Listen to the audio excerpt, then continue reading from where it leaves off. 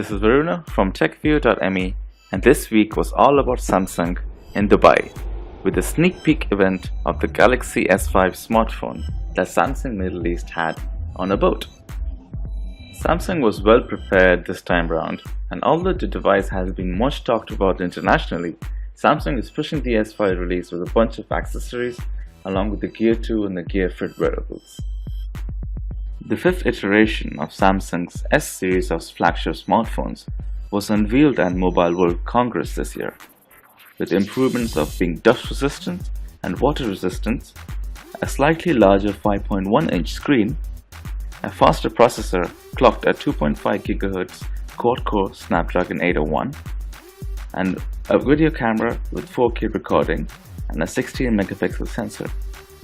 There's also a fingerprint scan at the front and a heart rate sensor at the back. Samsung has much improved the TouchWiz UI over its Android. If you swipe from the top, you get the settings menu.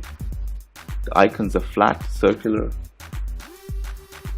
And yes, the Samsung Galaxy S5 runs Android KitKat. The device is fully plastic, but it did feel good in our hands. There are no metal parts, but there's faux leather finish at the back that felt much better than the Galaxy Note series. As you'd expect, long pressing the home button takes you to Google Now, and long pressing the menu button takes you to your open applications. Everything is bigger on the S5, from icons to images to texts. However, the keyboard is kind of weird. It didn't feel right. It didn't feel complete. If you swipe from the left, you get to Samsung's My Magazine feature. This is very much like HTC's newsfeed. S5 has a relatively low 2800 mAh battery. However, the back is removable for your SIM card and microSD card slots.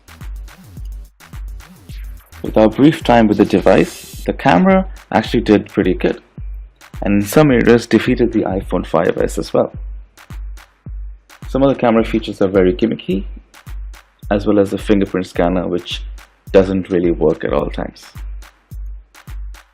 The future for the S5 might be very bright in the region, but a real comparison is to the latest devices that are coming up with the new generation of processors and camera sensors. Check out at TechView.me to learn more about these.